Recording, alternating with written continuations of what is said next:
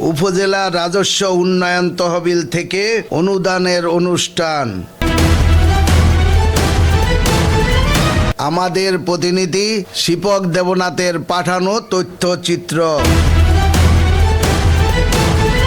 লক্ষ্মীপুরের রায়পুর উপজেলা রাজস্ব উন্নয়ন তহবিল ও বার্ষিক উন্নয়ন তহবিল 2026 অর্থ বছরের আওতায় শিক্ষা প্রতিষ্ঠান, অসহায়, হত দরিদ্র ও প্রতিবন্ধীদের মাঝে হুইল চেয়ার, ক্রীড়া সামগ্রী, সেলাই মেশিন সহ বিভিন্ন সহায়তা সামগ্রী বিতরণ করা হয়।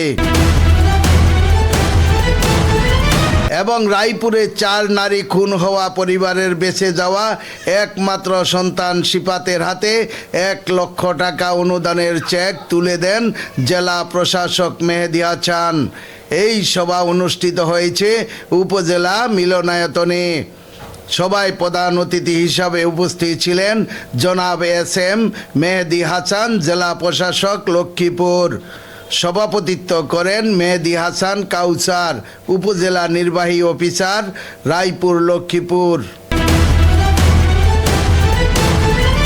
রায়পুর লক্ষ্মীপুর বিশেষ অতিথি হিসাবে উপস্থিত ছিলেন রায়পুর সরকারি ডিগ্রি কলেজের অধ্যক্ষ কৃষি কর্মকর্তা মাজেদুল ইসলাম, উপজেলা সহকারী ভূমি এক্সিকিউটিভ ম্যাজিস্ট্রেট নিগার সুলতানা, রায়পুর থানার অফিসার ইনচার্জ ওসি শাহিন মিয়া, উপজেলা প্রাথমিক শিক্ষা কর্মকর্তা মঈনুল ইসলাম এবং উপজেলা মাধ্যমিক শিক্ষা কর্মকর্তা মোহাম্মদ তৌহিদ হোসেন।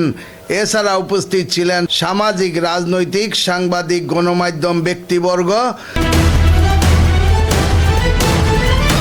জেলা প্রশাসক মেহেদী হাসান বলেন, এই বার্ষিক উন্নয়ন তহবিল হচ্ছে সমাজের সুবিধা বঞ্চিত, পিছিয়ে পড়া, হত দরিদ্রদের স্বাবলম্বী করে গড়ে তোলার জন্য এই তহবিল কাজ করে। সরকারের এই সহায়তা সামগ্রী পেয়ে উপজেলা প্রশাসন ও সরকারের প্রতি কৃতজ্ঞতা প্রকাশ করেন উপকারভোগীরা। অনুষ্ঠান শেষে প্রধান অতিথি, অন্যান্য বিশেষ অতিথি সবার মাঝে এই সব সামগ্রী বিতরণ করেন।